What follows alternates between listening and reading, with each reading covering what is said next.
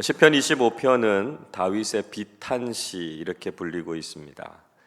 이 시는 특정한 사건이나 상황을 배경으로 하고 있다라기보다는 다윗이 자신의 인생을 돌아보면서 또 대적과 원수들의 핍박을 받았던 것을 회고하고 자신의 범죄를 고백하면서 지은 시로 알려져 있습니다. 다윗은 그러한 모든 상황과 과정을 거쳐오면서 오직 하나님만 바라보고 하나님만 의지하고 있다, 이렇게 고백하고 있습니다. 1절을 우리 다시 한번 읽어보겠습니다. 여호와여, 나의 영혼이 주를 우러러 보나이다. 다윗의 인생이 얼마나 우여곡절이 많았던 인생이었습니까?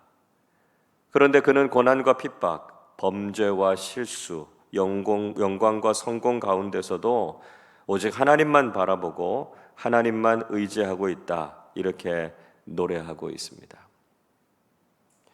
또 그는 자신이 하나님을 의지하기 때문에 수치를 당하지 않게 해달라, 이렇게 노래하고 있죠. 2절 말씀 보시면 그는 자신의 대적들 앞에서 부끄러움을 당하지 않고 원수들이 승리해서 개가를 부르지 않게 해달라, 이렇게 호소하고 있습니다. 어떤 인생이 수치를 당하고 어떤 인생이 영광을 누리게 될까요? 3절 말씀 보십시오. 주를 바라는 자들은 수치를 당하지 아니하려니와 까닭없이 속이는 자들은 수치를 당하리이다, 말씀하고 있습니다. 다윗은 하나님을 바라는 자는 수치를 당하지 않고 속이고 정직하지 못한 자는 결국 수치를 당한다, 이렇게 노래하고 있습니다.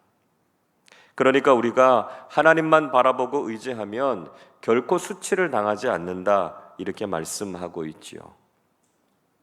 지금도 우리가 세상의 수치와 조롱 앞에 서 있습니다. 그러나 우리가 세상의 방식을 따르지 않고 오직 하나님만 바라보면 우리의 수치를 씻어주시고 우리를 영광스럽게 해주실 줄로 믿습니다. 계속해서 다윗의 간구가 이어지고 있습니다. 먼저 다윗은 하나님의 인도하심을 구하고 있습니다. 4절을 보십시오. 여호와여, 주의 도를 내게 보이시고 주의 길을 내게 가르치소서, 노래하고 있습니다. 다윗은 하나님의 도를 자신에게 보여주시고 그 길을 가르쳐 달라, 이렇게 간구하고 있죠. 또 주의 진리로 자신을 가르치시고 교훈해 주실 것도 기도하고 있습니다. 5절 말씀 보십시오. 주의 진리로 나를 지도하시고 교훈하소서. 주는 내 구원의 하나님이시니 내가 종일 주를 기다리나이다, 말씀합니다. 9절도 이렇게 말씀합니다. 온유한 자를 정의로 지도하시며 온유한 자에게 그의 도를 가르치시리로다, 말씀합니다. 하나님은 우리에게 길을 보여주시고 우리를 가르쳐 주시는 분이시다라고 하는 것이죠. 우리는 인생의 진리가 무엇인지 모르고 우리가 어떤 인생길을 걸어가야 하는지를 잘 모릅니다. 그런데 그때마다 하나님께서는 우리에게 진리를 깨닫게 해주시고 우리의 길을 인도해 주시는 하나님이 되신다는 것이죠. 또 다윗은 하나님의 긍휼하심과 인자하심을 구하고 있습니다. 6절 말씀 보시죠. 여호와여, 주의 긍휼하심과 인자하심이 영원부터 있었사오니 주여 이것들을 기억하옵소서. 그가 하나님의 긍휼하심과 인자하심을 기억해 달라, 이렇게 호소하고 있는 이유가 무엇이었겠습니까? 그것은 바로 자신이 죄인이라고 하는 것을 깨달았기 때문이죠. 7절 말씀 보시면 그는 젊은 날의 죄와 허물을 기억하지 말아 달라, 이렇게 기도하고 있습니다. 또 11절에서도 자신의 죄악이 너무 크기 때문에 하나님의 이름으로 그것을 사해 달라, 이렇게 호소하고 있습니다. 여러분, 우리는 누구나 하나님의 긍휼하심과 인자하심이 필요한 사람들입니다. 하나님 앞에서 의롭고 깨끗한 인생이 없고요, 자신의 삶을 자랑할 만한 사람들이 없습니다. 그래서 우리는 하나님께서 주시는 죄사함의 은혜와 긍휼이 있어야만 살아갈 수 있다는 것이죠. 오늘도 죄인인 우리를 용납하시고 받아주시는 하나님의 인자하심, 하나님의 긍휼하심을 구하는 사람들이 되실 수 있기를 바랍니다. 다윗은 하나님을 경외하는 자가 누릴 복이 무엇인가 노래하고 있습니다. 12절 보십시오. 여호와를 경외하는 자 누구냐 그가 택할 길을 그에게 가르치시리로다 말씀하고 있습니다. 다윗은 하나님을 경외하는 자에게는 그가 택할 길을 하나님께서 가르쳐 주실 것이다 말씀하고 있습니다. 하나님께서는 당신을 경외하는 자의 인생을 알게 하시고 친히 인도해 주시는 하나님이 되신다는 것이죠. 또 그에게 평안과 번영을 주실 것이다 노래하고 있습니다. 13절입니다. 그의 영혼은 평안히 살고 그의 자손은 땅을 상속하리로다.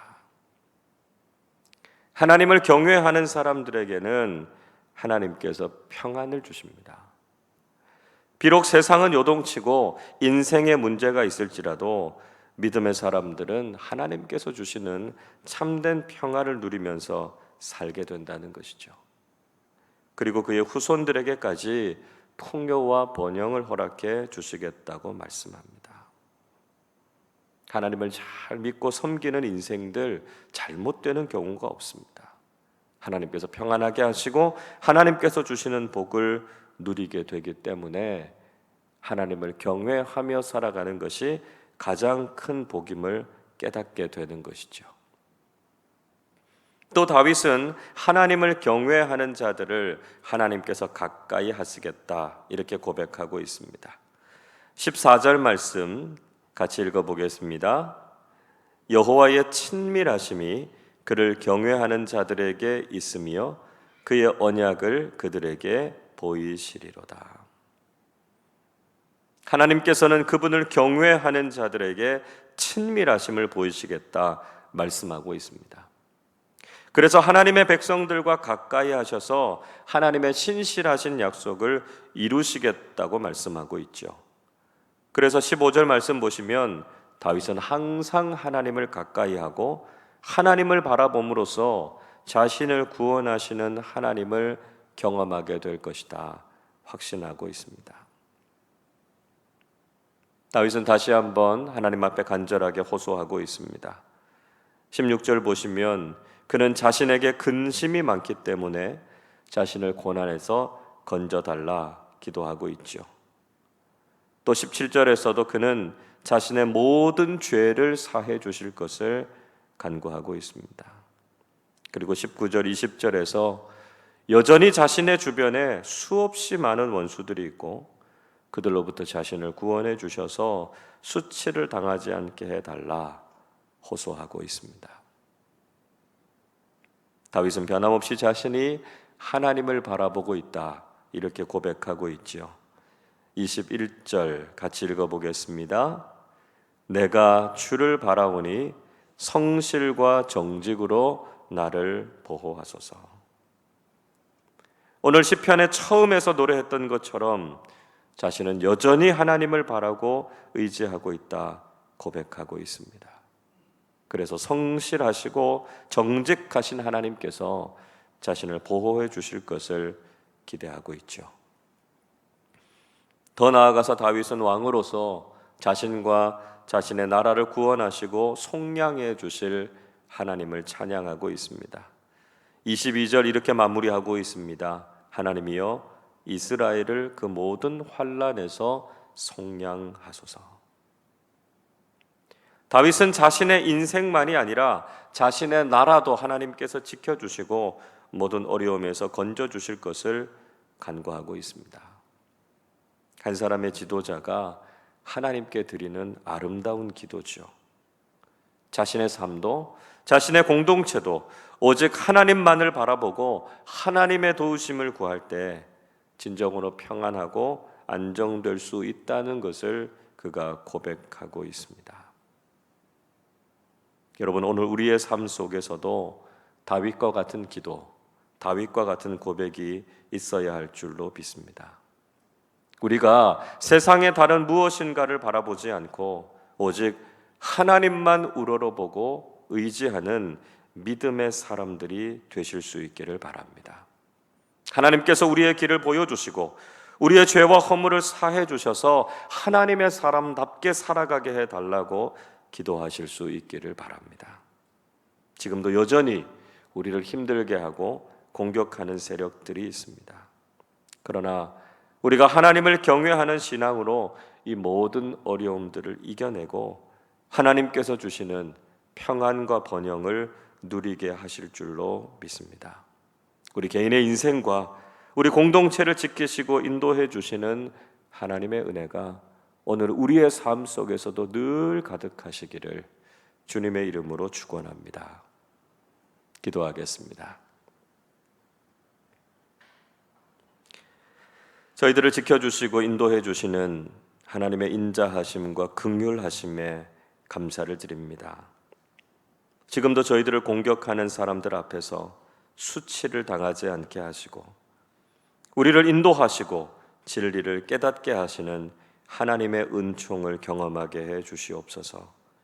우리가 하나님을 경외하는 믿음으로 하나님께서 주시는 평안과 번영을 누리게 하시고 오직 하나님만 바라보고 의지하면서 살아가게 해 주시옵소서. 믿음으로 살아가는 저희들의 삶을 지켜주시고 우리 공동체와 이 나라도 하나님께서 보호하시고 인도해 주셔서 늘 바른 길로, 늘 복된 길로 걸어가게 해 주옵소서. 감사드리며 우리 주님 예수 그리스도의 이름으로 기도하옵나이다. 아멘.